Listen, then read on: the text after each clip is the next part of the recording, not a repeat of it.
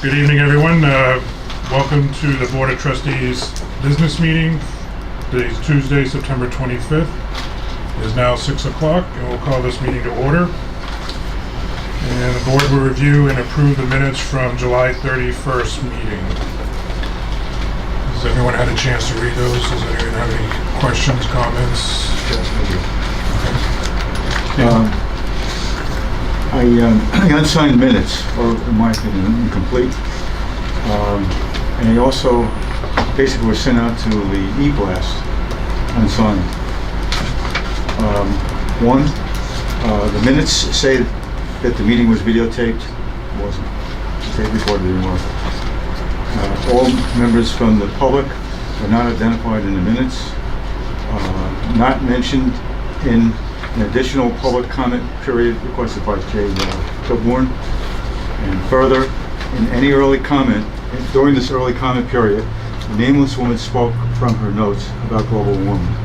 Being mindful of the topic, it needs to be added to the minutes, and her name needs to be added to the public attendance list. And also, the same woman had notes that were derived from her own personal copy of the unfinished strategic plan.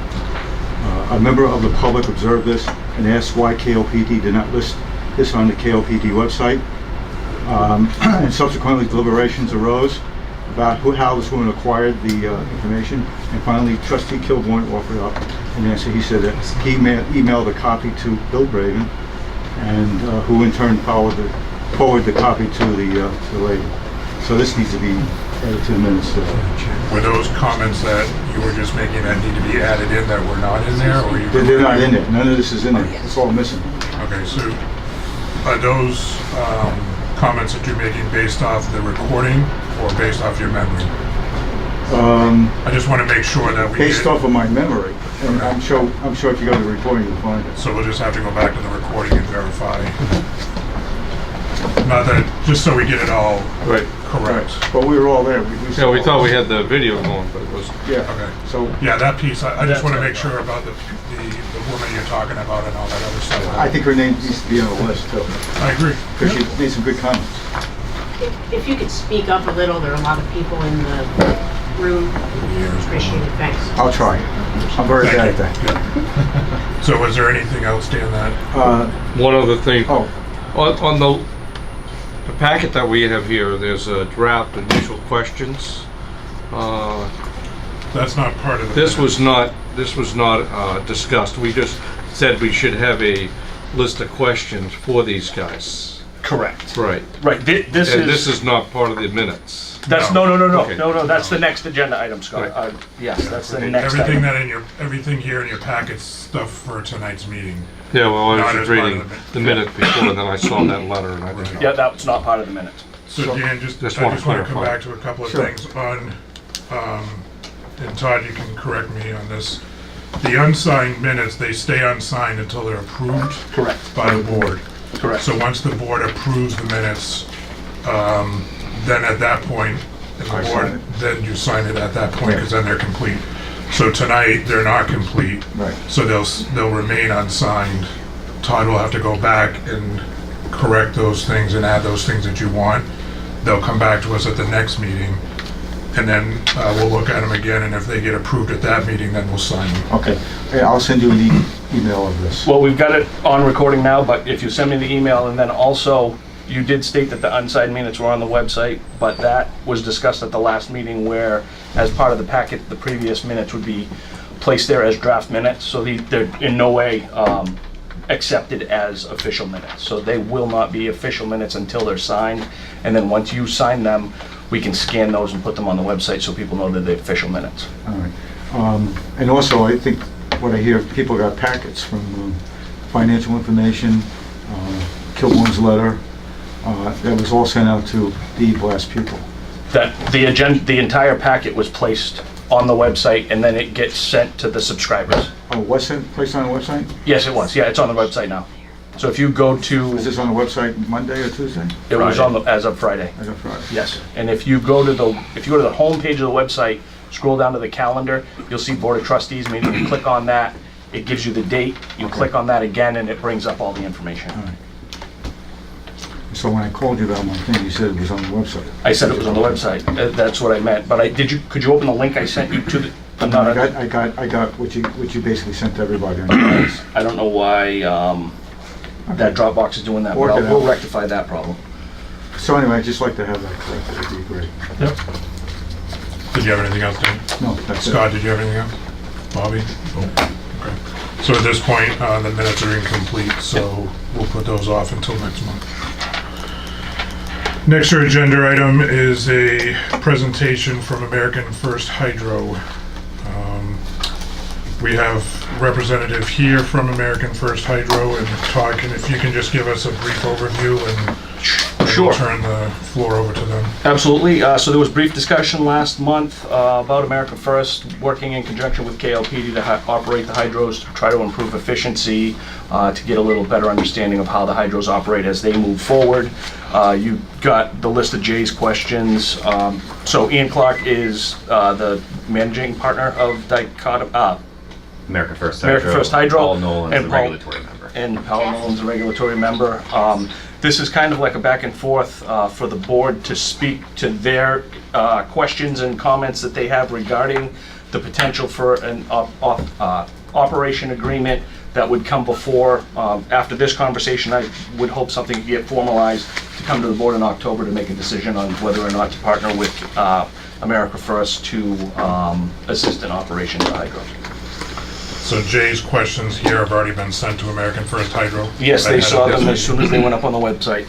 And so I'd just like to make a point that not all trustees agree with that, with what, this is Jay's only. Absolutely, that's why I stuck them up there as I did, because, and you guys need to understand those are Jay's questions. We've had the conversation. The remainder of the board may have questions this evening, and then we'll move forward with a formal agreement if the board feels appropriate to do so next month, like I said, because we don't have a full board this evening and members that wanted to vote aren't here.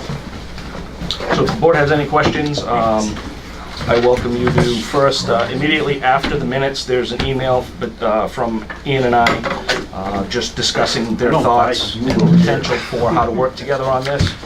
So if the board has any questions, or if Ian, you'd like to introduce the theory, and Sure. we can start the conversation. Sure. So I'll go ahead and give I guess a background for what we suggested, Todd. So we're at a point now with the relicensing where we have a fairly clean path forward, where we see we've got the study requests back, we've got the study comments back, we know what we have to achieve in order to get this relicensing accomplished, and we know what we have to get to FERC for information to get this pushed through. What we're looking for is a little bit of, I guess, understanding from KLPD on how to move forward, as far as we believe that we're helping the ratepayers as far as taking the liability and moving that away. We're ultimately going to be running these plants, and we think, looking at the numbers that we've been given, we can operate these plants on a more efficient basis going forward. So we look at this junction where we are now, where we're going to be going through study season next year, where this is a good opportunity to transfer the operations over. We have members already in the area that are able to take over operations, capable to work with the equipment, capable to go through all that. And with that, what we're looking for is a power purchase agreement where we could sell our power back to KLPD, and that would allow us to go through and just basically give a full-fledged assessment to FERC going forward on both economic study, the whole 9 yards. So again, happy to discuss any questions you guys have, any sort of thoughts. Paul's here if you had any sort of questions there. Jay's questions we went through. Many of the questions that Jay presented I don't think are pertinent to us. I think they're very much probably more labeled to your guys' council. So if anything pops up where we think that trudges into that water, we'll let you know. But happy to discuss what we can. I guess I have to say I'm surprised that we have questions from board members that have already gone without the rest of the board having discussion on. The questions were placed in the packet, and so when we were able to finally get so before the last meeting, we didn't have the items up. We've done that now. After the last meeting, when we figured out how to get everything in order, it went up. They're on it. They watch apparently our website very closely, so that's why those questions were there. Right, but I'm surprised that they even were at that point. I mean, I don't know what was discussed at the last meeting because I wasn't here, but The questions weren't discussed in depth, they were just handed out and said, pass these on to America First so that they can discuss them when they come in. So the board did not deliberate on these questions. These were a single member's personal We understand requests. that. That's why, frankly, as the regulatory counsel Yep. attorney, hydro licensing guy, I didn't really feel the need to respond. Because a lot of those questions seem to be questions that you had already, for lack of a better phrase, gurgitated over many years ago, many dollars ago. And to bring them forward at this point, where the horse is already out of the barn, I mean, because you have decided not to pursue relicensing, and then to ask a question, to paraphrase, I'm from, well, maybe we should go back and do this or that. Well, there is no going back. We're going forward. And we've been, as my tone will tell you, fairly aggressive in how we deal with the agencies and other entities that want to waste our time or waste our money, and would have done the same to you. And I think we've been fairly successful in moving this ball farther down the field, where we see a point where we can say we can do the traditional model, which is we just keep playing this game with the agencies and some groups, or we can sit there and say, you know, this is going to take several years and more money, or we could come to a head where we actually say there are some opportunities, and I've even proposed to some of the agencies that we could go forward and say, what do you guys really want? The dams are going to stay.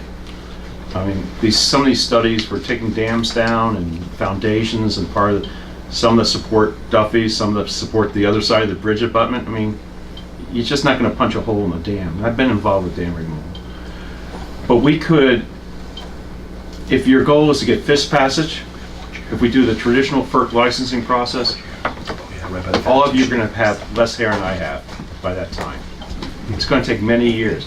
But if we could work a settlement, if we could take control of the project, if we could do things now, and by now I say even the idea of we could take over lease the site from you and operate it. That's why we need a power purchase agreement. There's a possibility of even transferring the license to us right now, where we take 100% of all liability going forward.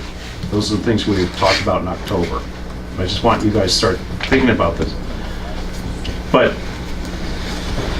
if the public interest is in FISP passage and preserving the dams and recreation aesthetics, I'd rather spend my money doing those things than continuing doing this fighting with the agencies and some groups, which have not been successful yet, despite casting aspersions on our integrity and so forth. You read anything they write. Some may be here now, that's fine. But we think there's a real benefit when we see, as Ian's the number guys, but because if we have a PPA, we basically cap your expenses. I know you just got a letter today from FERC. It's not a big deal. It's asking you to do some planning and submit plans on dam safety management and so forth, but it's a tax on you to do. We do these things all the time. So, I mean, that's kind of where the conversation, we say, are you willing to entertain? We could just, you guys can sit here. We're over here doing our relicense of it. Or we can say, how can we move the balling farther down the field, within field goal range, and get something accomplished that relieves more certainty that, I mean, if we walk away tomorrow, you're back where you are. You got to file a surrender, a license surrender. And then you have all that liability back on you. If we had the license now and we walked away, it'd all be on us, because we have the license. So these are some things where we could say some kind of risk assessment, some way of reducing your risk, and basically putting a cap on what you're paying, because Ian can speak to basically numbers that we see, not our numbers, but numbers that come from you, and what you believe your costs are, and we think we can do costs at a little bit of a savings to everyone, and preserve the dams, and get the fish passage in sooner than later. Now, when we talk to the agencies, they threw a lot of stuff at you, a lot of stuff at us, but then when we get on site, and you have the agencies even admit, like, well, gee, we haven't really been here.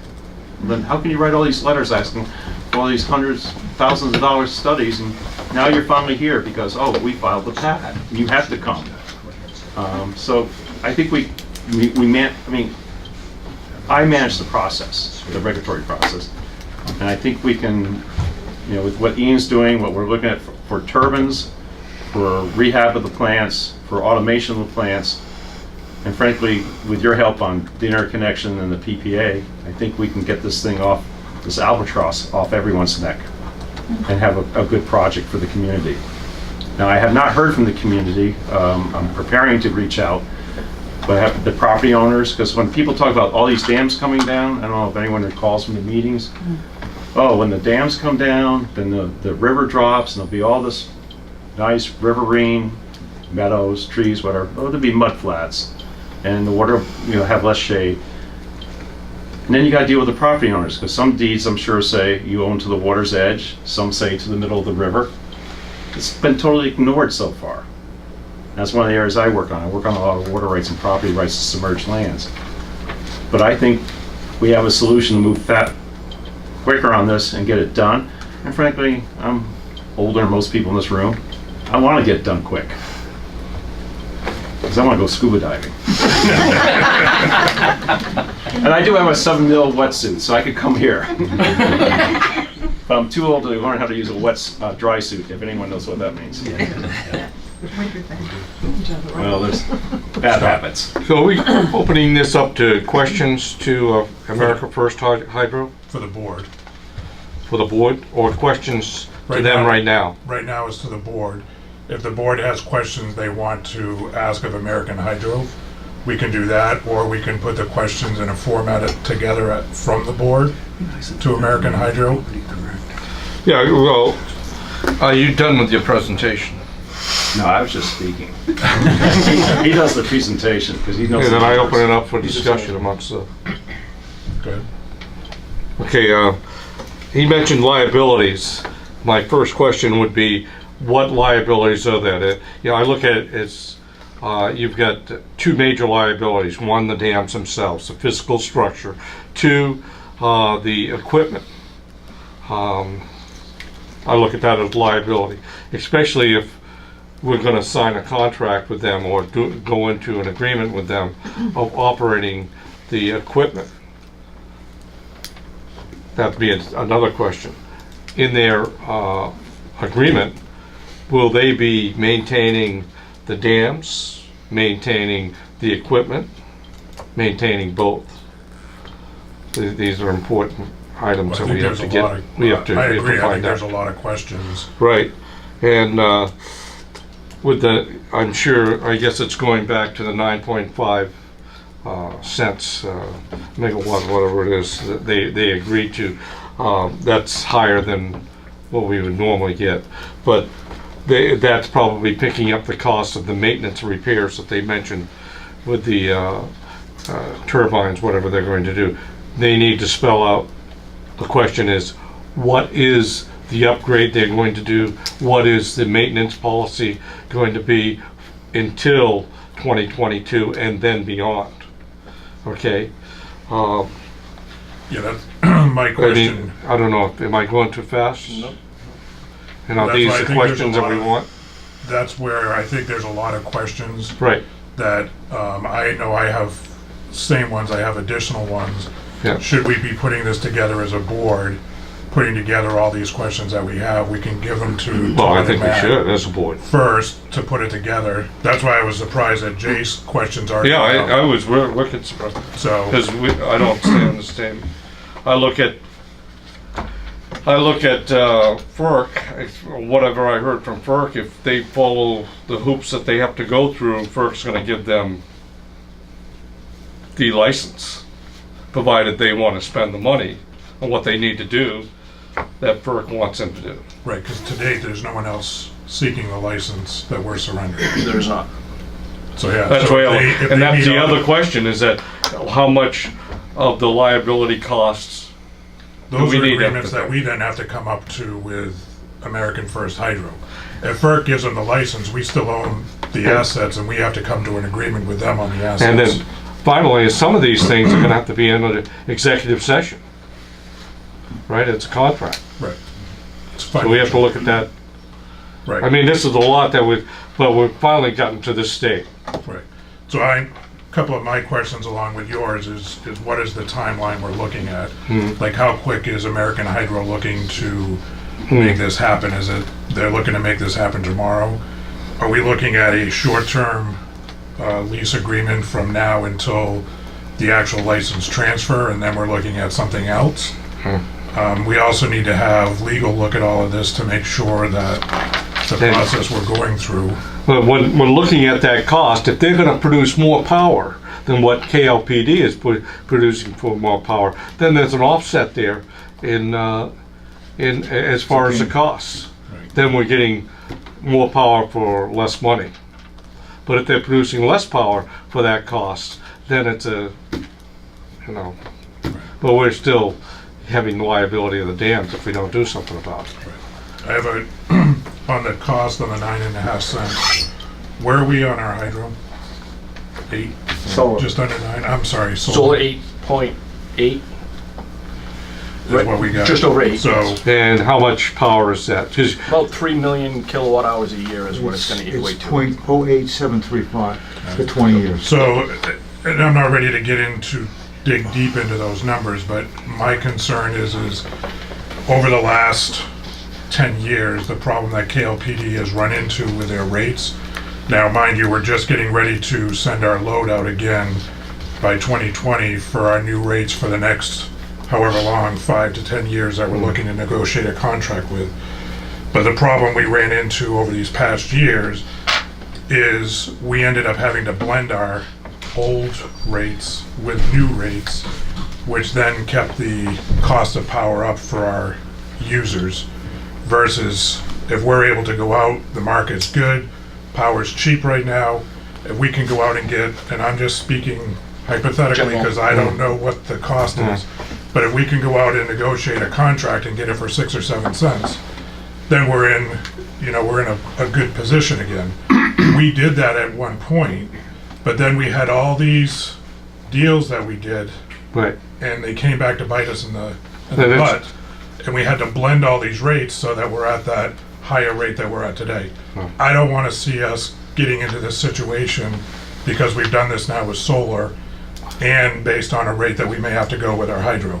So I just want to make sure that we dive into these numbers based on what usage we're going to get, how much power we're going to buy from them, how much power we're buying from solar.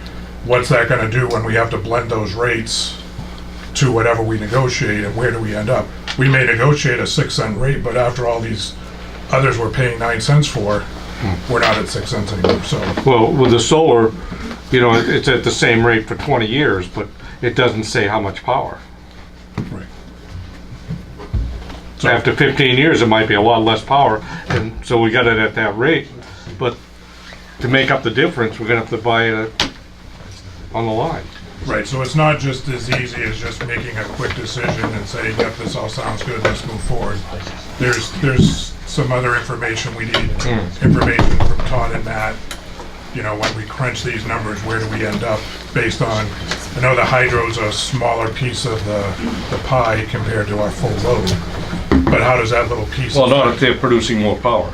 Right, but what is their expectation of production, They should be able to give us some idea of what they think they're gonna be producing out of that, so that we can then key in on those numbers more. So those are just a few questions that I have off along with what you have said. That I think we should be putting these questions together as a board, and we can submit them to American Hydro, Matt, Todd, and get the responses we need and then make a decision. And I guess one of the big questions is, are they going to pay for, are they buying the equipment or buying the dams? Or both? Right. Is there, FERC is gonna give a fair value for this, right? As I recall. And how is that going to work? Right, or I And think if just, they're gonna operate and maintain the equipment for 15 years, are they buying the equipment for 15 years or leasing the equipment for 15 years?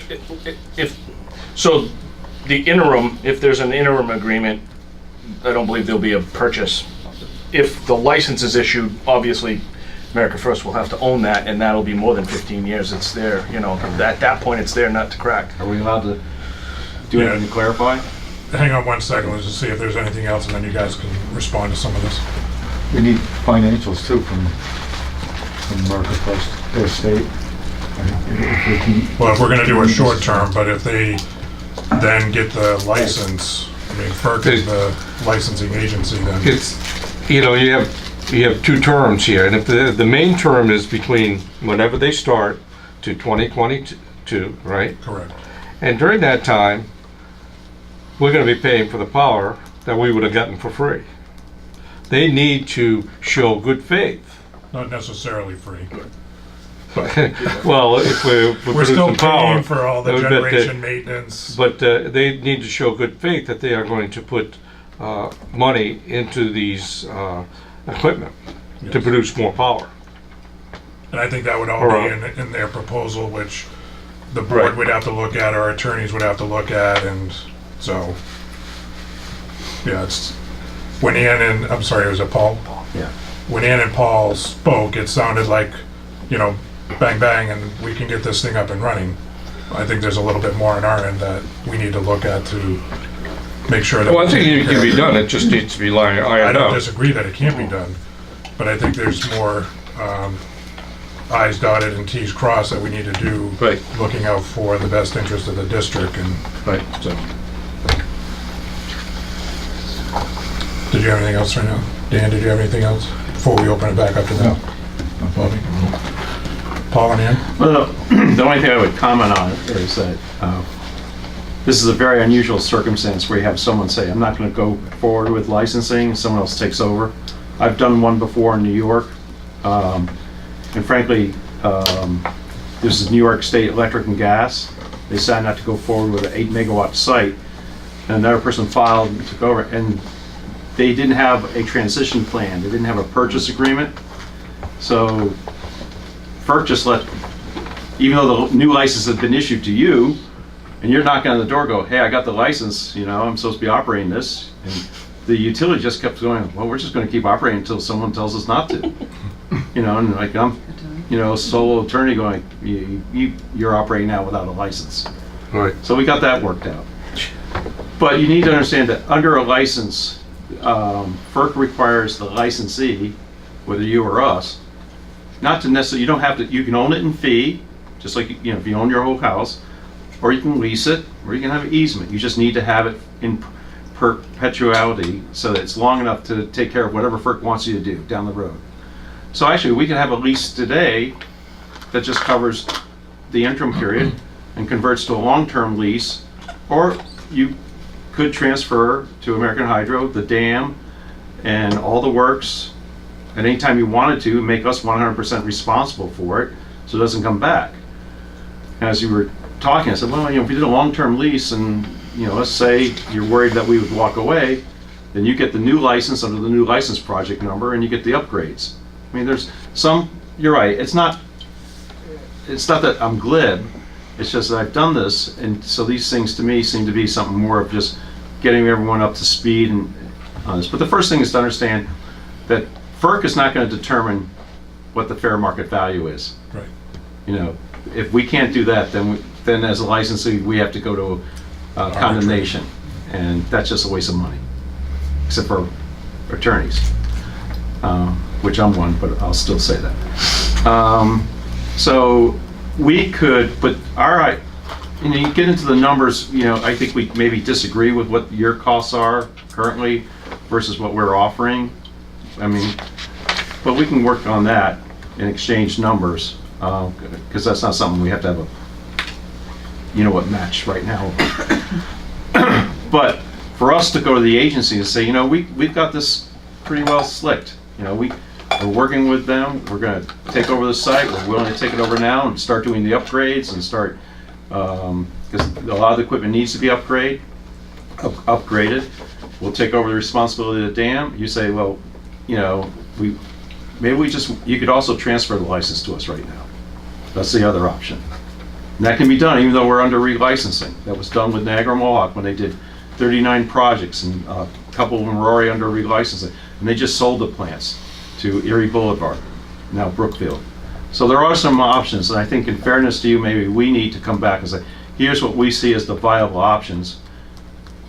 Purchase, lease, short-term lease, converting to a long-term lease. Here's the liabilities we will assume, relieve you of, and here's the price per kilowatt that we're looking at to do that. Because, yeah, when the water's flowing, and it's probably raining today because those hydro guys showed up, so you're welcome. Because I don't think solar's doing so well today. And I drove by a few solar farms, you know. I have my biases. But, you know, we could do that and get to, you know, but we basically need to know if there's a willingness, because we've had so much opposition on this. I mean, immediately we became like the bad boys when we walked in. But all we did was file a pad that got accepted by FERC. And frankly, there is no one else, and there will be no one else. It's either us, or it comes back onto you guys to surrender. And then you gotta deal with a surrender proceeding, and everyone we deal with would then be talking to you about, you know, give us a park, give us a river walk, take down a dam or two, give us some fish passage, and maybe a museum, who knows what you're gonna get. I'm not kidding. I worked in Swan, Vermont, which is a municipal electric system. We dealt very nicely with the Abenaki Indians, but they got a huge traveling show, and $500,000 later. So I would be interested in a proposal that you put together Okay. and submit to the board. That would then give us a benchmark to start To ask your questions to to. ask our questions to, and then we can go back and forth through that negotiation. I don't see that, personally, I don't see that as a long-term right now. I see it as a short-term as we see this FERC process play out. Okay. I don't want to go out beyond 2022 not knowing what's going to happen. You may be more secure in the process and how the process is going to play out because you've done this many times. But this board hasn't. This board is the first time that we were going through this, and hopefully the last time we're going through this. Unless you're building new hydro. We're not building. Well, there's still Rogers. We can go back and build Rogers. So, Kidding. but that would then give the board something else to look at, something then to start putting things back to. Todd's already got a bunch of questions that we've just shot out here that you've heard. I'm sure there's going to be a lot more once we start looking at that and seeing if that's something we want to go through. Okay. Scott? So, yeah, I'm willing to go out past 2022, provided that, that you maintain and upgrade during the process to 2022, showing good faith that, you know, because we're giving you power, you know, you're giving us power, and, you know, that we could take, but hopefully you're gonna give us more power by efficiently operation of the generating units themselves to 2022, and then produce more afterwards. That needs to be stated, and one of the things I think, if there's any possibility for you to give, if you're gonna say license or buying or whatever, which one does First Hydro prefer? And how to go about that? And maybe, you know, maybe 1, 2, 3, so that the board can discuss, what do we want to do? It might be a lease that gets converted into with the option for us to purchase. I mean, obviously we have, because then what the hammer you have is once we do have the license, we have to own it or lease it. Well, And if you don't give us consent, then frankly, we have a problem with FERC and compliance, although they give us 5 years. You know, I'll send you Article 5, because FERC does not do a great job of even following their own rules. I mean, there are a lot. Why is anyone doubting me? no, my concern is, it's obvious that Kenny Bunk Light and Power owns the equipment, Right. but And we I hope don't you think own it's all the water obvious rights. that they own the dams. I understand that too, and that's some of the work. So I think there's a lot of legal hoops that would have to be jumped through for any kind of agreement. Right, and not only the physical ownership, but the riparian ownership and the flowage rights, which is the right to back the water up. But I think those are so long-standing. I'd be surprised if a property owner came in, but that's. And you are looking at fish passages. FERC is going to require. We spoke with the fish passage manufacturer past couple weeks, chit-chatting. We've gone through, we suggested to the agencies, it's all public in the FERC filings, that we've suggested that we'd be willing to put fish passage in sooner rather than later to get this all kind of accommodated and move on. We're We've met with agencies. I think everything that shows from the FERC filings and everything like that has shown pretty good effort as far as getting things through. FERC has been pretty clear about their And who expectations would for us. be picking up the cost of that liability? We would. What? So yeah, that's us. That's us. Yeah. I So mean, part of the problem is when we deal with the agencies, some of them like to, and actually Maine is actually pretty good because they have standard protocols for doing studies. But sometimes when you deal with an agency, even though they just did a water quality study in the next river basin, they pretend like they don't know what you're talking about and they want you to spend all this money to come up with a new protocol. The same thing with fish passage. There's, especially here in Maine, with so many projects under relicensing, the agencies have a fairly good idea of what works and what doesn't work. But they always want you to reinvent the wheel and then prove that the wheel works. And we're trying to cut through that. And we think we have some ways that we can cut through that, especially if we get the cooperation of saying we can do this sooner than later. Because if we go the normal course with FERC, you know, we're out 2022, 2024, then you gotta do plans. You may not see an actual fish passage facility in there until the late mid-20s. And if you're telling me this is so important, you, the agencies, if we could do something now in 2021, why wouldn't we do it? Well, especially if you have to do maintenance on the dams themselves. Sure. At But at that the time, you same time. definitely want to Yeah. put the fish passages in. Right. And again, for the trustee of Kennybunk Light and Power, I would be concerned of who is going to pick up that cost. Well, right now, we have to pick up everything because we would be the licensee. I'll put that in writing for you. But that would be our obligation. That's why you didn't pursue relicensing. And Scott, I think Well, that's you would have to also, own the dams, right? We Well, can just lease, have the we could license. lease them, or we could have an easement. But right now, if we don't go With to the state doing it. relicensing, So I think that's the confusing part. yeah, well, I'll address it. But right now, if we walk away, going back to the questions that were posted publicly, the issue is, can you just throw in the keys, tell FERC we're not operating the hydro?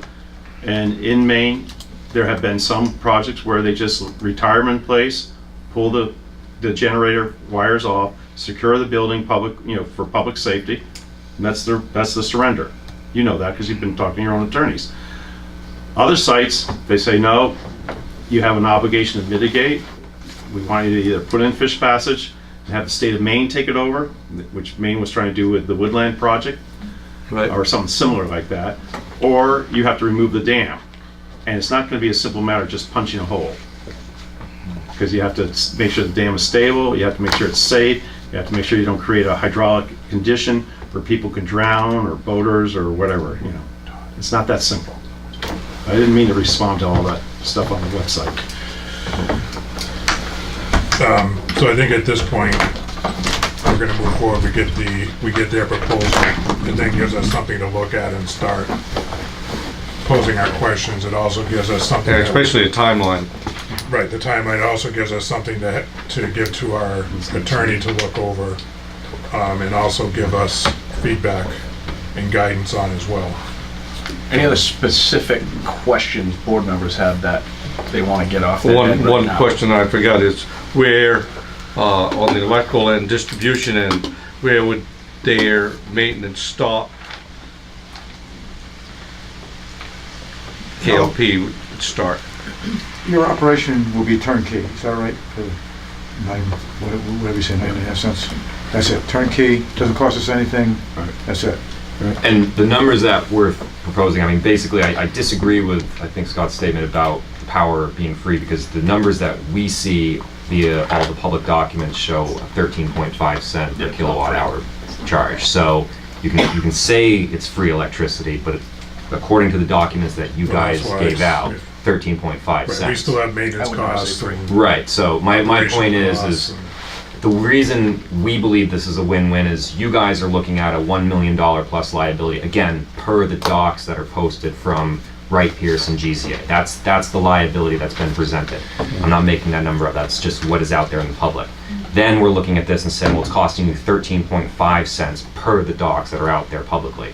So what we're offering is to go through and say, well, we're gonna relieve you of that $1 million liability, and you have a lower rate going forward than what you're saying. And that's the gist of it, and we'll put more Right. formal back into it and everything. But I just want to make sure that I'm not making up these numbers, that these I'm just regurgitating what you guys have given to me. But then So- I wanna have our finance guru, then take those numbers with our numbers and then present it back to the board and say, this is where we're at. Right, Matt? Sorry, Matt. Is that guru in the room? Right here. Okay. I didn't realize we made the room so hot, too. Right. My request, Paul, and this is tongue-in-cheek, that you provide us with the Advil report, so anti-inflammatory language. Some of the back and forths have been kind Oh, of okay. heated, Yeah, so yeah, yeah. we're, we. Yes, I'll keep it clean. I'll write the report. Thank you, The Ian. layman's version. Yes, please. Oh, you're just referring to when I actually write stuff to the other groups.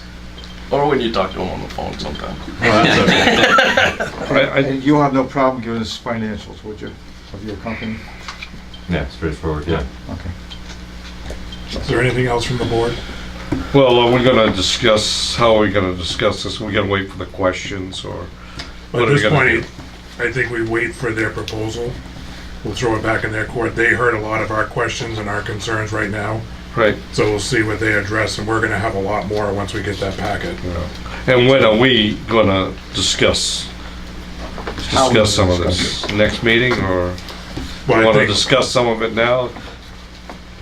do you think we need to discuss more before we get their packet? No.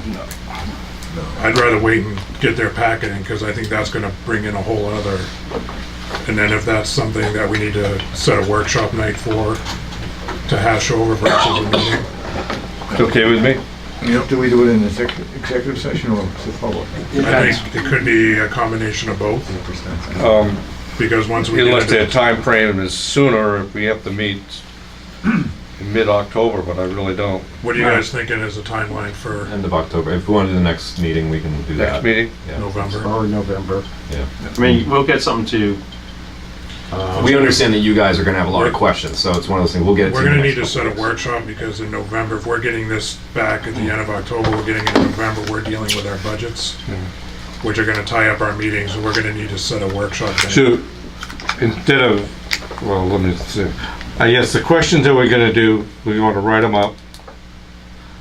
I guess we can put that out by email to all of us if we agree, and then send that to them Yeah, prior to the meeting.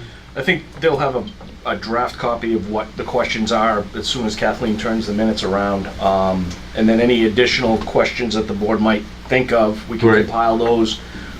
I can have keep a dialogue going with Paul Right. and Ian, so that when they come back with another presentation, they feel they've addressed everything that's been discussed and anything that might have come up after, and then we'll get it before the board so that they can solidify what's agreed upon and what was heard and what was said, and then negotiate from there. I mean, that's the whole point of negotiating. Quick question. Hang on one second, please. So is there anything else from the board at this point? On agenda, we have till 7 o'clock on this item, so I'd like to open up to the floor to hear from the public. There's about 20 of you here, we have 15 minutes. Asking if you have a question or a comment that you make it to the board, not to the representative from American First Hydro. It's up to the board to respond to any of your comments or questions. If we feel it's something we need to send to them, then we will. But I would like to hear from the public, since there's obviously an interest here in this subject, so we make sure that we're able to put that in the record as well. State your name and where you live. Please state your name for the record. Curtis Milder, live in Kennebunk. And my question is this document you're going to get from America First on a kind of outlining the question is going to be public? The board's questions, or They're going to answer the board's question, they're going to give you a proposal. Are the responses to those questions in the proposal going to be public? That will be determined by attorney if there's anything proprietary, and it will need to meet the statutory requirement for executive session confidential material. If it does not, it will be discussed in open public. but I would think our questions that we send to them could be. But the response may not be right away. Everything will be eventually, but it's part of a contract negotiation as well.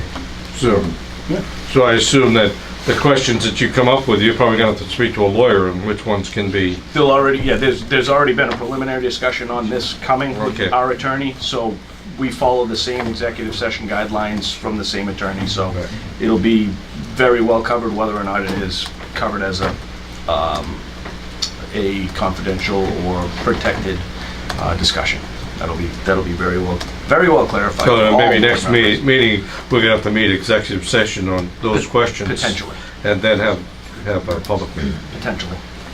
Did I understand the gist of this? They're willing to take away all the liabilities for KLP ratepayers in turn for 9.5 cents kilowatt hour contract going forward? That's the first shot across the bow I heard, but Yes, that's what I heard. Other comments from the, yes, I don't know if, maybe... Say your name, please. Kevin Flynn from Kennybunk. So, Walk into the room, I can't hear you. oh yeah. so you haven't yelled, Kevin. Kevin Flynn from Kennybunk. So, my question would be, does the proposal include increasing or changing the water levels behind the impoundments? Is that going to be enhanced or changed in some way? And what fish passage are we talking about? Eels, or what kind of fish are included in that? And I think the other questions you have are excellent. So you got all those, Todd? Yep. Thank you. Anyone else? Right behind. Albert Cole.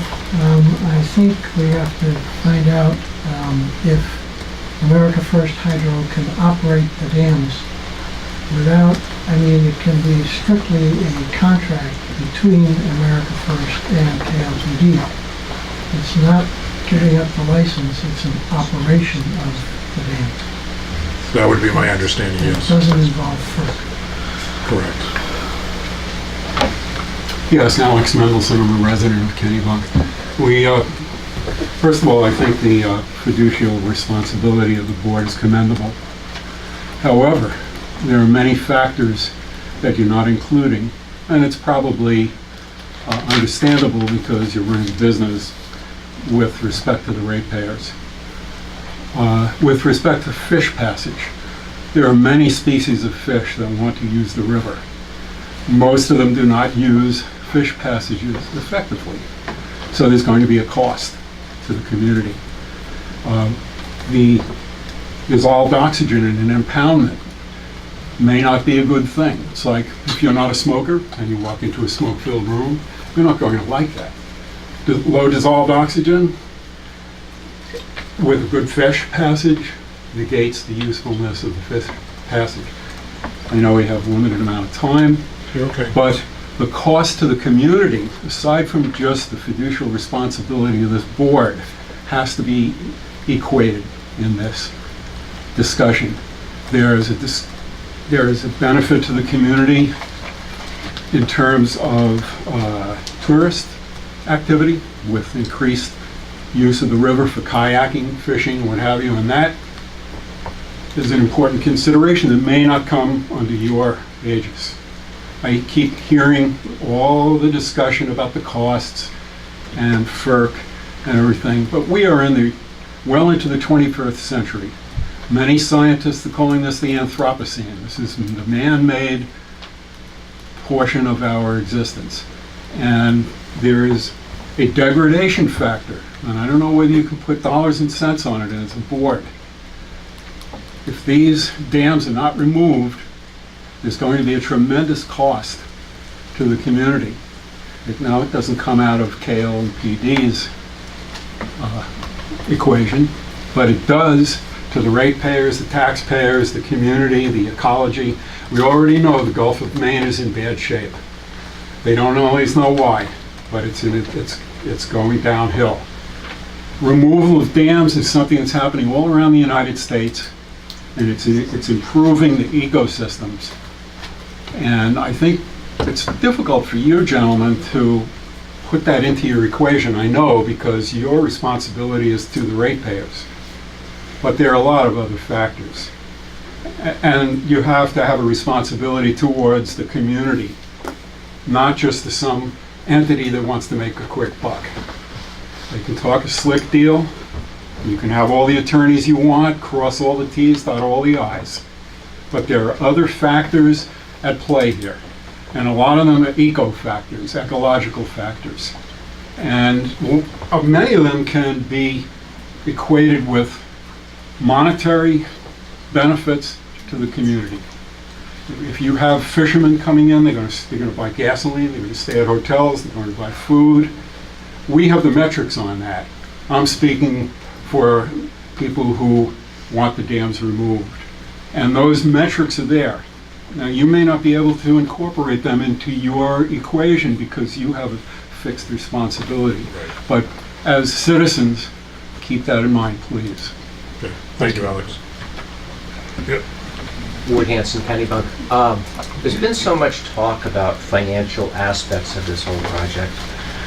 But last year, a lot of us were in a horror show in January, something we've never dealt with before, and that is heating oil shortages.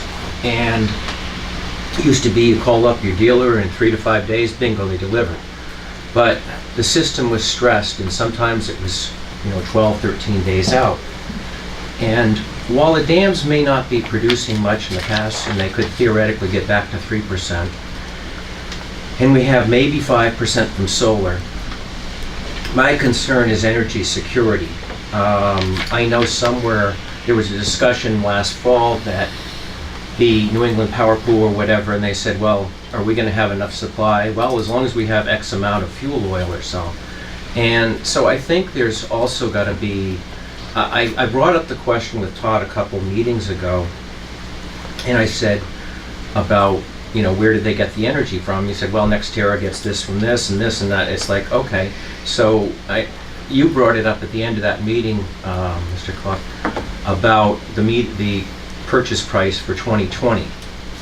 And what I'm thinking is, okay, if we have some kind of national crisis and a shortage of electricity, who's going to get the electricity? Boston, the big cities, And we're, excuse the language, SOL, okay? So maybe 3% isn't much, but as someone said to me, maybe that 3% plus the 5% for solar might just be enough to run emergency medical services, might just be enough to keep the food cold up at Hannaford. I mean, I think we have to think, 9.3 and right now 8 point something, and you got to get past just a cent or two, but you got to look holistically at the whole thing. And I think energy security is a huge deal given the history of the Middle East and what nobody knows what's going on. I strongly support, having the dams refurbished.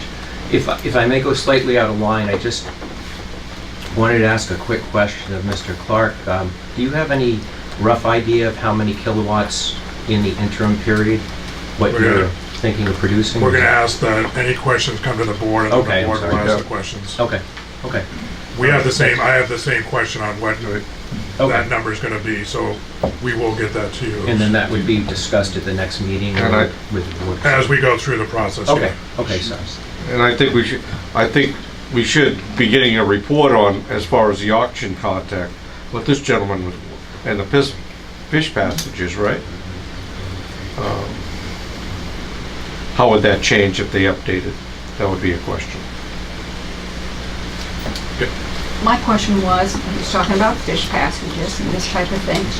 I think it does need to be settled and worked through on their part as to how many fish and what the variety is before that all gets blown out of proportion as to what those costs would be. Okay, and until we know some of that and what it is. Yes, the Gulf of Maine is warming up. There are a lot of rivers that feed into it. The Mouse End River is not the largest. It is one of the smallest. And so I'm not saying that that's not a factor, but it is, the Mouse End River is not the one making the Gulf of Maine warm. Yeah, well, thank you. Is there any other comments or questions out? No? Okay, so at this point, we'll close the public comments. Is there anything else from the board before we move on to our next agenda item? All set? We're gonna take off. Ian, yep. Are you guys all set? Do you have anything else for us? We'll get a proposal to you I had guys, the state staff, and we'll look forward to dialogue going back and forth. So, Thank you, guys. Thank you. Hey, here's my insurance company, SOL. I also want a license plate. No one. We're the ones that have to go through the reports. No one. Right. They're all gone. Taking a couple of minutes while everybody's shuffling around. Paul, is that an umbrella policy, that SOL? I don't know about my language, my emails, the whole purpose, so you don't make them public. You can get a rider that calls you an SOB. I think I've got that one. Thank you, Jenny. Thank you. Appreciate it. Thank you guys. Appreciate it. Thank you. Nice to see you. Thank you. Good night. Thank you.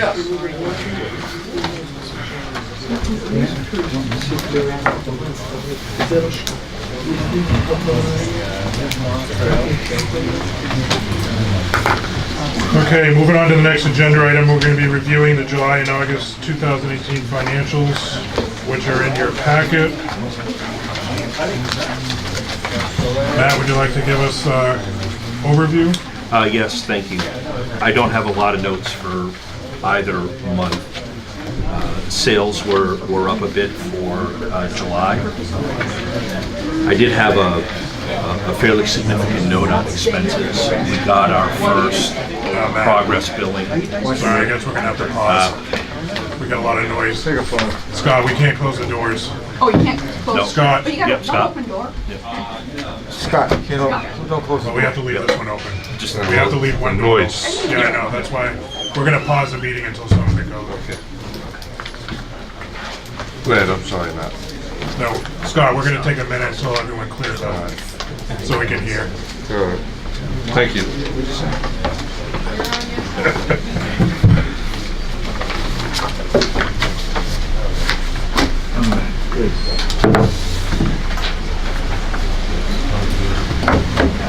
Excuse me.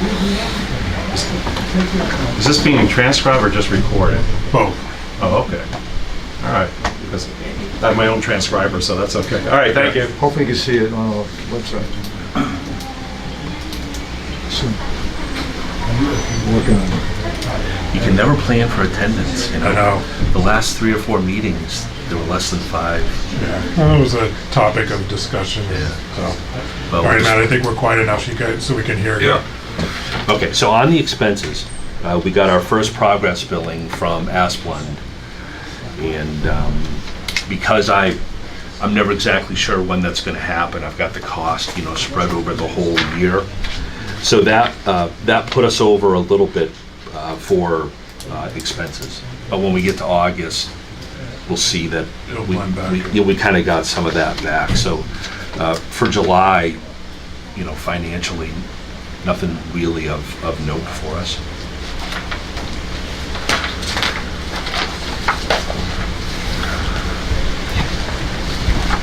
Do you have any questions on the July financials? Don't get mad at me. Nope. Is that where we're down? Day or two? Actually, no, because although we have to recognize the expense, Right. we haven't paid them yet because we're still negotiating their progress. And so I would expect that we'll have that Asplund invoice paid soonish. Yep, I'll jump in here. Asplund has let's see, we had a staff change. There was some unhappiness of what was going on. There was a higher up that decided we've had enough of this. So as of last week, we've got a new head person in charge. They're going back. What happens is they invoice us, we go out and inspect the work. We inspect the work, it said doesn't meet the specs. New person came in and we expect by next week we'll pay the first invoice and then there'll be another invoice prior to the end of the year. So they've stepped it up quite a bit because there were quite a few complaints from this building and from out in the field. So new people, new attitude, and we're gonna start. We've got invoices, we just told them we're not paying until the work's done. So by section, they'll get paid. That's it. All right. So, any other questions on July? Going into August? August is another month where we had some increased sales. but Corning was, a bit less than they were last year. We're not really sure why. On the expense side, we're below budget, and part of that is some of that money that I had set aside for the tree trimming. So, depending on how many more progress bills we get during the year, you might see an increase one month and then, kind of a savings. But we did fully budget for it for the whole year. So we'll just have to wait and see how they progress. And my only other note was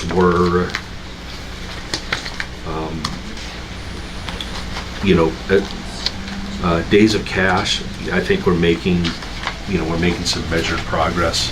Certainly I think a little better than we had expected. So, obviously our plan is to keep following that course, to strengthen us financially. If I may, the bank's actually called us a few times and said, is everything okay there at KLPD, because we need to up your collateralization agreement, so we're heading in the right direction. It is covered, but. What was the extra power for August? Hot. I think that's AC, or was it because of the new developments? Mostly AC. Yeah, the average relative humidity for August was 85%. Right. It was one of those. It was last year. It was in the 70s, and July was closer to 80%. So that drives. So I was just curious. What do you think it's? I know my air conditioners never shut off in my businesses; they were just running. My bill's been up about 40% for the last 3 months straight. Yeah, but also dehumidifier use is also up. So we get calls to explain that as well. I was just curious if it was more houses or. I don't think it's more houses yet. There's a lot of building going on out there, tremendous. a lot of it, but it's the ingrained homes and businesses that are here that are just increasing the use. I mean, there were weeks straight. I've got 5 of them in the house, and I'm running them. And like you said, Matt, the dehumidifier, and the kid wants a fish tank, and so ours is going up, and I know people in the neighborhood are too. It'll come back down until it gets really cold, so probably September, October, typically fall off a little bit, and then November, depending on how that treats us this year, can jump again. Okay. Questions on the financials?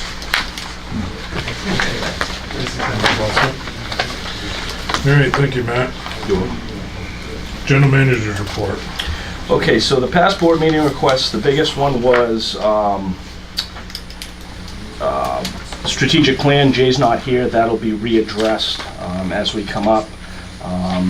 The meeting minutes didn't indicate a lot of requests. We are up to speed on maintenance at the hydros, so far as oil changes.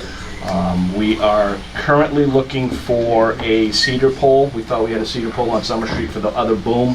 So there's one boom that's out at Kessling. That one was lost to the weather, so we couldn't reuse that. We can't float pressure treated booms. We can't float pine booms. So we look for cedar poles. We've reached out to telephone company, cable company. We're looking for used cedar poles because they're hard to come by these days. That'll be up and running. The boards at Dane Perkins have been fixed. The boards at Kessling are still in need of repair. We have a staffing issue right now that I can't address publicly. We'll discuss that in executive session. That will be rectified once the staffing issue has been rectified. The substation planning update has taken kind of a sideline because we've been working on the interconnection agreement. SGC Engineering has been working on the interconnection for the solar out at the West Kennebunk substation, so we haven't been firing on all cylinders with that. Once again, I can say that Mark is retiring, so we're working on a transition of power here to Kevin. Kevin was ill for a while. He's back up to speed, so things will begin working at a breakneck pace. Chuck, engineer, has been everywhere. There's building going on everywhere. It's blowing up. Since I've been here, and in my 6 years of being in public administration in York County, building is just through the roof right now. Those guys are line extensions, they're changing transformers, increasing transformer size. It's been really busy. So not to make excuses, but the substation planning hasn't fallen off. SGC's working on preliminaries until we can all sit down and take something that can come to the board. So that is forthcoming. We haven't forgotten about it. We just haven't gotten, as a crew, been able to get together and have any finalization discussions with SGC. So that will be forthcoming in the next meeting. Asplund tree trimming, as I said earlier, there's been a change of command out there, and the production and the quality of work has increased considerably. The regional foreman has left the company. He's now working for a municipality in southern York County. So there's a new area foreman for Asplund, and there's a new head arborist who's working in the area, whose work is night and day. As I said, as Matt said, we've had an invoice from Asplund that they invoiced us for the first section of work, which was 10 miles of the 30 miles that they're going to do this year. And it's still not complete. There were 2 side taps that went to homes that hadn't been trimmed. There were sections that didn't meet spec that weren't far enough out of clearance. There were sections where split trees, just the half close to the primaries was cut. We've asked them, even if it's outside the spec, cut it anyway, because it looks like crap. We don't want to hear from the people. We don't want half-ass work. We want it done right, and if it's going to cost us a little more, we'll pay for it. It won't be a huge difference. So I expect that first 10 miles to be completed and signed off on, I would hope within a week. I can't guarantee, because I don't know what their schedule looks like, but we're looking about a week out for having that work complete. They've already started on the next 10 miles, so that will be invoiced. I've told them that the second 10 miles we would need to be invoiced and inspected by the end of the year, so that we can cover it under this budget as we proposed. And then the third 10 miles of the first portion should be completed by February-ish of next year, which is when the contract was signed. So they're heading in the right direction now. We've had a few stumbles, but it's getting much better, and the work is it's 100% better. Phone calls have stopped. I haven't been getting complaints about it's an excuse, it's true, but it's an excuse when people call and say this is what's going on. Everybody's had to say we're paying by the mile. So you see them sitting around, it's unfortunate for them, but it wears on your psyche, and it makes us look bad that we have to use that excuse that we're paying by the mile. We are paying by the mile, and we're now getting more miles out of it. So that'll be definitely a good thing. But they're behind right now, and they got some catch up to do. Yeah, I'd say they're a little bit behind, but to do the 30 miles in a year, they are now on pace to complete it within a year. Before, we were having conversations as to whether or not we were going to continue. Now we're not having that conversation anymore. So I think they will be in that 30-mile requirement by the end of that 1 year of that contract. Okay. Hydro operations, I gave you during the past board meeting requests, and the trustee holiday party this year will be December 14th at Garden Street Bowl. We're going to change it up a little bit, maybe not so formal, maybe have some fist fights, throw some balls at each other. Is bowling optional? Bowling is optional, yes. We've got 6 lanes. You don't have to bowl. Some people have an irrational fear of getting their thumb stuck in the hole. Phobia. And dragging them down. Phobia, not a fear. So they won't. Those people won't be bowling, but they do have shuffleboard, beanbag toss. There's a bunch of other games you can play, or you can. And the public will be there. Public can go. I mean, it's a public venue.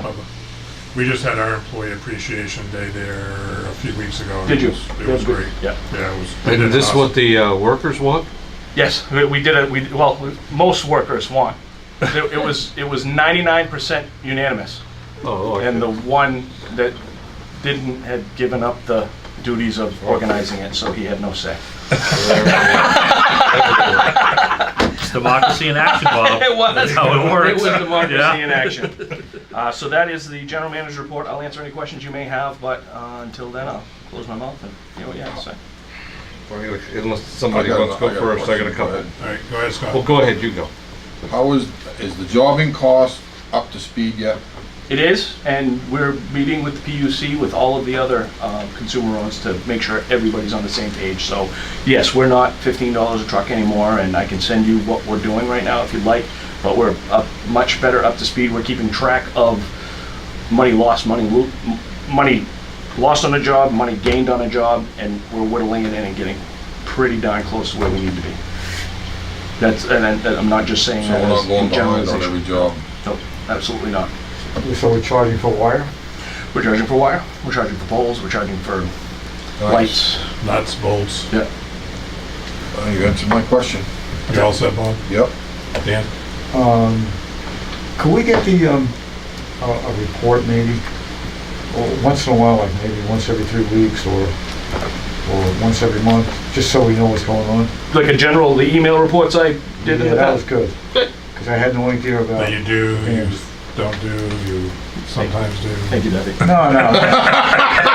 He's going to tell us he's doing everything, so. I'll give you a report. Okay. That'd be good. Okay, I'm gonna ask every time, because I care about it, the Ross Road, Yes, where do we stand? it's part of the dissection of the Water Street substation, so Right. Matt and I will have a preliminary capital plan to you guys next month, and that'll be part of the conversation. Okay, Yeah. all the drawings are completed? Those plans? drawings, there's a 2015 plan that I don't know if I'd sent you. It's, Yeah. part of that is in that plan, so Right. I can send that to you again. So that's the plan we're going by? That, We don't for have the to Ross pay Road for sec- somebody else No, for another the Ross plan? Road section, that's the engineering Okay. that's gonna be gone by unless there's a reason not to, as we And try we were to. talking last time about contract going out Yep, and who to do it. we will, once we have the capital plan in front of you and Matt and I, we now know we're heading in the right direction capital-wise. We'll be so- able to get estimates and. So what's the timeline we're looking at doing the work? I can't give you that right now because of the staff transitions we have going on. Okay. But we will get more specific as the months come All right. forward, as you see Good. the capital plan and how we need to roll that out, and then we'll have better timelines then. Okay, hydro, I didn't know for sure, did you get the motor for the hydraulic Yes, pump? yeah. Installed and up and running? Installed and up and running, yeah. So- When the motor was replaced, one of the hoses disintegrated, but the hoses, Yeah, everything yeah, is simple. up and ready to run there. And what about the Governor Oil and all the other generators? Done. How long would you say it took? Total? Total, probably 8 or 10 hours to do And- just the oil, because they For all, drained them all out. And Yeah. then filtered or cleaned and, Yeah. Filters replaced, sludge scraped out, seals Excellent. replaced, gaskets replaced. Excellent. So excellent. 8 to 10 hours, I can get you a better idea after I see the timesheets. Excellent. The last thing, I got an email from someone asking about truck use, the usage of the vehicles. Yep. So that's something I don't know. I assume that people are using trucks Yep. and somebody has to be on call, so he's gonna have a Yep. vehicle. So right now, the general foreman has a vehicle that he uses at all times, because the general foreman, who is Mark, is constantly on call. If there's a call, he responds no matter where he is. So And he can use that he can use that anytime because Okay, he's and expected. I assume our insurance covers. Yes. Okay. Call guy, whoever's on call. So we have the general foreman who has a vehicle all the time, and then whoever's on call. So we have a call lineman who works from Friday to Friday. 3:30 Friday to 3:30 Friday is his week. He's on call. They get the call truck. So they have that truck wherever they go. They're with special permissions, they're allowed to be more than 30 minutes away from the system, but when they're on call, they're 30 minutes away. So the story you may have heard, because I heard it, was the Acton Fair. The Acton Fair is 3 miles from where the call guy lives. So he Right. took the truck to the fair Right, and then right. was ready to respond from there. So those are the only employees that take vehicles home, are the general foreman and the call person, and that rotates. My concern, the usage and also Yep. the insurance costs, that's what I care about. Insurance is covered, and it would, If that's what we do, that's what we do, and that's okay. that's what And happens. it's understandable. It's just that it's a lot on our trucks. I see our trucks driving around all over this town, because I'm driving around Yep, all over exactly. this town. And I think that's a good thing. Yep. I think that's good for our ratepayers to see these guys out, and maybe, I don't look at it that they're just driving around. I look at it they're going from job to job to job. You'll see the pickups around town doing dig safes and reconnects and disconnects, and the pilots around town doing, you Well, I know, would- estimates and connecting new houses, things like that. So they're, Well, that's my next question is, all these new developments that's going on, we own the poles and the transformers? yes, Do we install? we do. And do they pay? Yes, they do. They do pay, and so there's a rate there.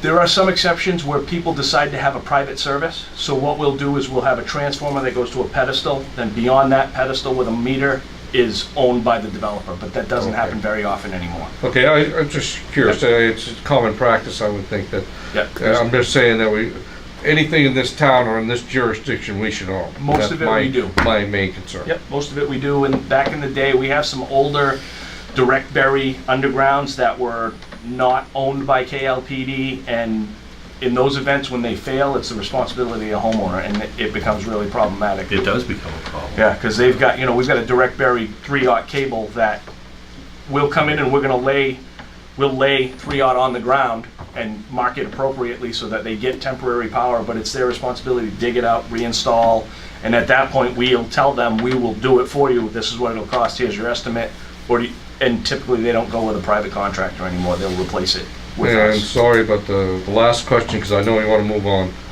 Broadband, anything?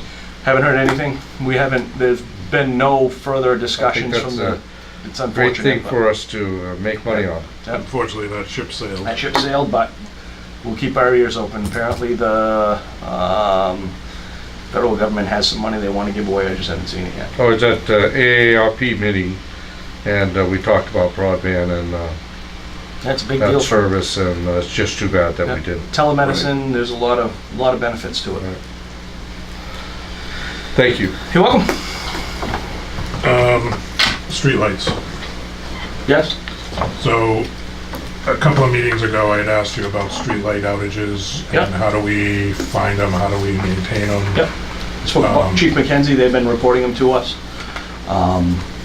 So they're gonna go back to doing their slop list? It won't be the official slot list, but they're gonna start doing it, and now that it's getting darker, earlier in the day, this is the time of year when Elaine likes to do it. She'll jump on for a couple overtime hours and she'll ride around and start keeping track. I'm out riding around, I keep track. Chief McKenzie, we've got some regulars who are always reporting to us, and we'll blast out another email that says, if you see street lights, let us know. Because on High Street, from like Pleasant Street up to Catmouser Road, there's like 4 lights out. That hasn't been fixed? I'll check when I go home tonight, but Eaton, Daryl had called, reported that, and I thought that they had addressed it. So if it's still out, please do let me know. I'll check tonight on my way home and find out. Okay. Because I know, yeah, like Yeah, Catmouser Road is out. Friend Street, that Yeah, area that there. whole Yeah, Friend I Street. thought they had fixed it, but if There's not, like 4 right through there that were out. okay, we'll have that But I'll checked. check when I go home tonight. Thank you. And anybody, if you see street lights out, please call. General vicinity, you don't have to get out and give me a poll number. If you just, oh man, I live at Fletcher and the one across the street next to the high school's out, call or send us an email and we'll happily get out there to take care of it. We have some persistent ones that it's the photo eye or there's issues with those, even because we do the beaches. So we've had a couple of them with the salt water out there that have been problematic, but we try to, it used to be every Friday afternoons, the guys would go out and we'd have a list of street lights, and so we put in service orders. We get calls quite frequently from people that say, you know, this light's, it works, but it blinks, or we check them all out. On the last page of your packet, Yes. is a tentative schedule of items that I've asked Todd to kind of put together somewhat of a calendar of events for the rest of the year and into next year. So on here are things that he started to mark down. If you have things that you would like to see on here, we're trying to map it out so that we can schedule out our meetings and not get our meetings overloaded with stuff. So in October, we have the initial budget presentation, initial capital plan presentation, the AFH vote, If necessary. which is probably gonna get pushed off a little bit. November, we have the second reading of the budget, the second review of the capital plan, review of next era terms and contract for extensions for consideration. December, we have the trustee holiday. December, we have the general manager's annual review. January, final draft of the strat plan, and hopefully we can put that to bed and move on by then. You can see March, April, May, June, we have nothing at this point. And then we start into next year again. Yes. So if you have things, we also know we're gonna have the station coming in over Yes. here. Yeah. I'll update this as I have more information and a place to put it on the agenda. And we have the rate plan coming in for negotiations for our next power contract. Correct. We had talked about doing looking at our rates and having our, what's his name, come in and... Mike? Yeah. Yeah. Are we still on target with that, or where we... He's working on some other stuff right now. I'll check on him and see how we're doing with that. But that whole rate consolidation is going before the PUC with all the consumer homes right now. So we're all gonna work together to get a standardized guidance from the PUC so that everybody's on the same page and using the same formula. We don't all have to have the same rates, but we're gonna have the same formula. And once all that's compiled, the board will be aware of it. Scott? And I believe the solar Yeah, is supposed to go on January 15th. It's supposed to come online, right? I didn't give you a solar update during the general manager's report. They did get approval from the site plan review board Right. in Kennybunk at the last meeting on September 14th, I think. 14th or 19th, I think it might have been. So that's been approved. They're coming in to start logging next week, I believe. So they're ready to start moving on. They're gonna. And So they are we are going to still do shooting anything for in January when If- the opening have a... Yeah, if I have a better date, we'll have a, we can have a site visit and. Well, we'll put it on the next meeting's agenda or whatever. Not a groundbreaking, but a ceremonial opening.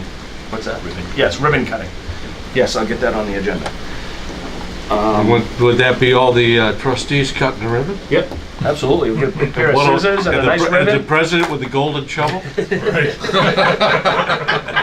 Well, I heard the plan was to stretch it between two bucket trucks, so.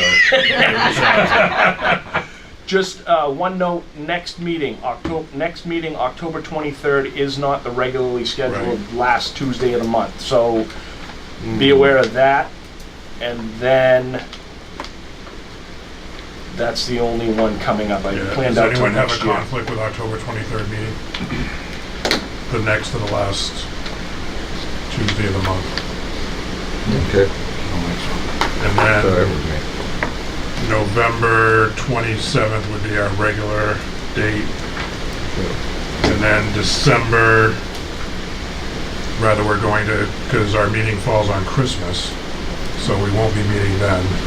So rather we have a meeting, we move it up a week or two, but on the 14th we have the holiday party. So, if we're gonna have a meeting in December, probably, looking at like the 18th. Yeah. And I'll firm that up as, it will depend on how the budget goes. So if the budget goes really well and we're able to approve it and have it done, there may not need to be a meeting in December. We'll see. Does a lot anyone coming have up. any conflict right now with December 18th? So that looks like it would work. All right, December 18th. November 27th Yep. and October 23rd. Yes. So those will be the meeting dates for the remainder of this year. And I'll put those on the website tomorrow morning. I'll have Kathleen do it tomorrow. Is there anything else that anyone has that they want to see on this calendar? Email me and let me know. We still have the December one, right? I'm sorry? There's still another meeting. There's a meeting in December, yes. Yeah, on the 18th. On the is- 18th. Okay. Yeah, December 18th would be our meeting because the 25th is Christmas. So we'll move it a week ahead. And it's December 14th, 2018 is the trustee holiday. I jumped. Jump in there. Yeah, I went ahead and then I was like, oh, I should probably put that there. Public comment. Albert? Yeah, Albert Kolf, was there a dam condition report? I remember we were going to look at the dam's concrete condition or something, or lower the water. Was there anything done? There was never a drawdown done. We have the report for the dive, and for right now, that is what's going to be submitted to FERC. And if they tell us to come back and do a drawdown, then we'll schedule it from there. Okay. Second question, from a layman's point of view, there seems to be when I look at the Kesslin Dam, there's a significant leak between Duffy's and the Shaw Gate. The leak that's been there? Oh, it's been there. Yeah, it's, are you talking about in the floodgate or in between the wall and between the wall and the dam? We monitor that, and so that leak has been an ongoing leak. It's been there for a few years. Yeah. Is there any consideration on how to look into it, or what bag of concrete to drop in front of the dam? Maybe it won't be our issue after a certain period of time. Well, true, but Maybe someone else's maintenance issue. Yeah, but at the same time, if we know what has to be done, we can put that to them. Yep. When we put the new gates in, the engineers did look at that time. Oh. So I don't remember what the outcome was, but it's probably in one of the reports when we did that. There are a list of Is that part of the I guess you call it 165,000 deficiencies, we're supposed to but there are a upgrade list of things that or do the engineers you want us monitor to to make do? sure they're not getting worse, because FERC asked us to just report and watch. And so that was one of there was some spalling The spalling on the 10 other years side. ago that was identified, and FERC said, monitor it, you don't have to repair it until such time as there's a decision on what's gonna happen with the physical assets. And that's one of those things. Okay. I do want to point out that the FERC license, if it isn't resolved by 2022, is annually extended. So, the question of the existing license, how long it lasts, should be considered with a grain of salt. I don't know what you want to call it. I mean, Cisladopsis Dam was supposed to be licensed in 2000, and now it's 2018, and it's still the pulp and wood company that has that license extended every year. There's a hydro facility in California that's 20 years, I believe, annually renewable, because state won't issue a license until the municipality issues a license. Municipality won't issue a license until the state issues a license, and they've been in litigation for almost 20 years over that matter. So there's a lot of discrepancies that can come up, and it's an annual renewal after the expiration. Anything else, Albert? No. Anyone else? Yes. Yeah, John Paletto, I'm a ratepayer, live in Kent. I just a question, I don't know if I'm even allowed to ask it, but on the hydro operations, I'm just kind of curious, is KLP, do you feel like you're able to stay up to date on doing preventive maintenance? You mentioned the oil changes and the gaskets and bearings and all.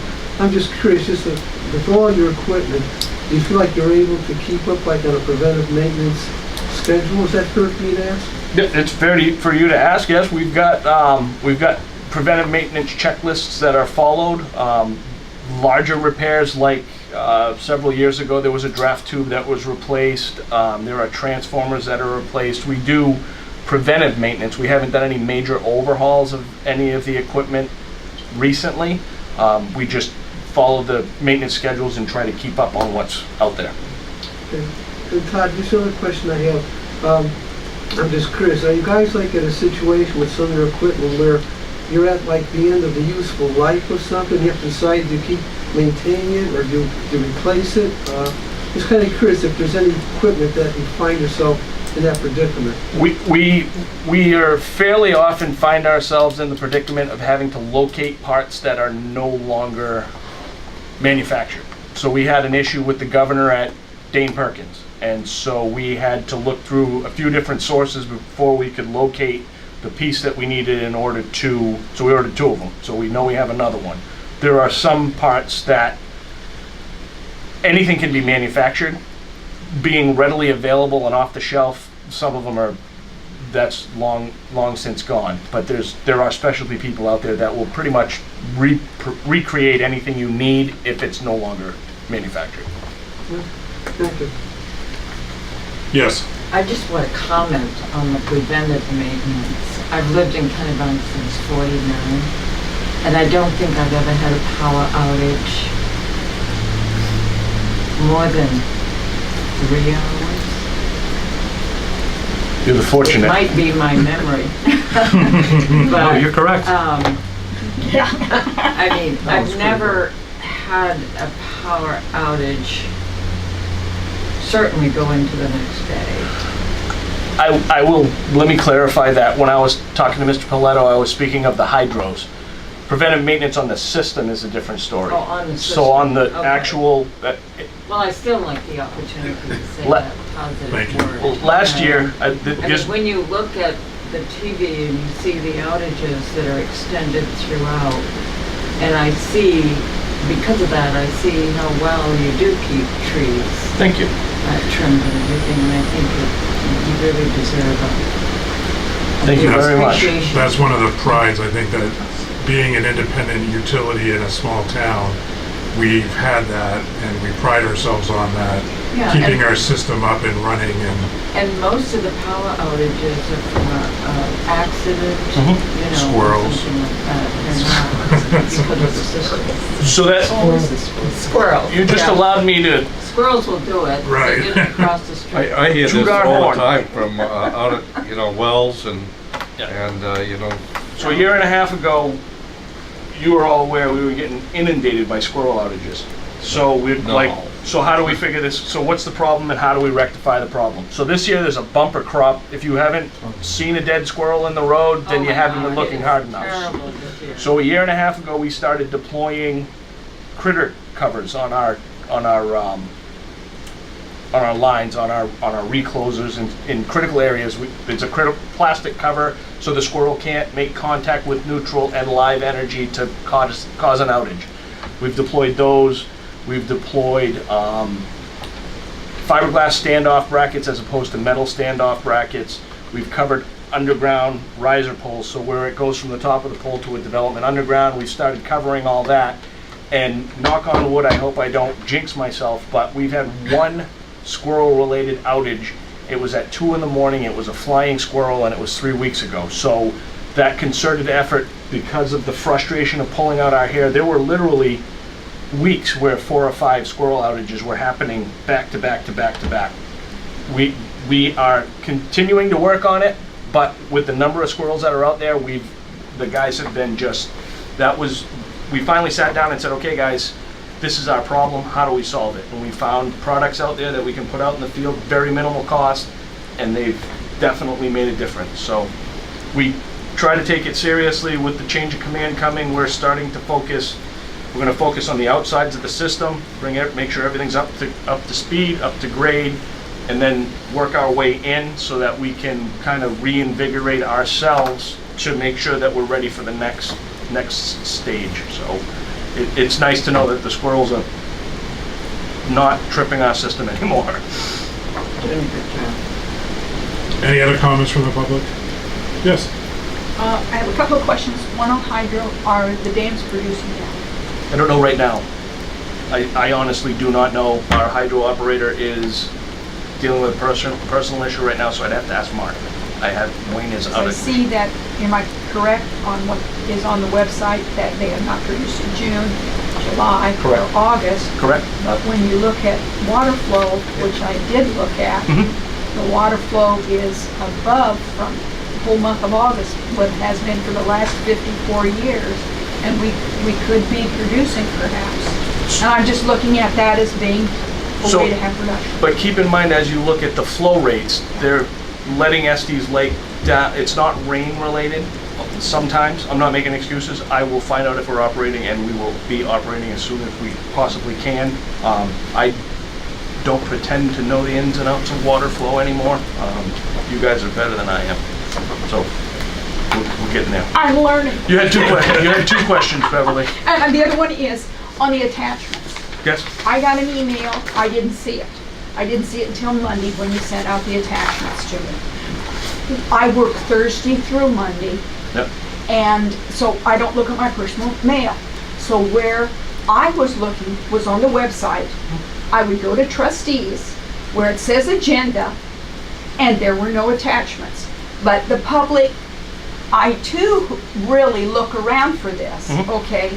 And so when you were describing where the attachments were at, the public's not gonna find them there. Can you not put them where they're, you go to trustees, there's the agenda, can you not just have attachments there? Can I take that one? Sure. Yeah.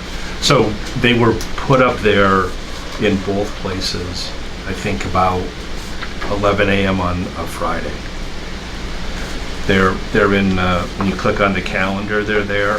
When you click on trustees and agenda, it's also there. You have, if it goes to the agenda, it just had the agenda page, it did not have the attachments there. So I'm just, but like I said, that's, and I have. Yeah, so I put them up, Beverly, so I know they're there, and I looked at it today, and they're still there. All right. But so as long as, the same way as when you say, when you click on the calendar, it pops up the date, but people don't know that you gotta click on it again. Unfortunately, we can't eliminate, we've tried to eliminate that middle step, just to click, but it doesn't, you have to click that second time. All right, okay.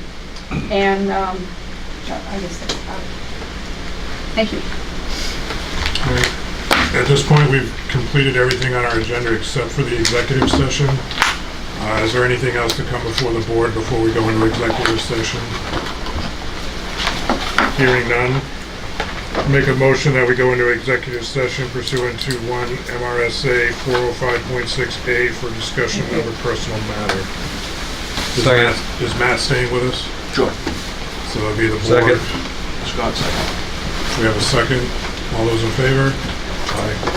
Thank you, folks. Have a nice evening. Stay dry.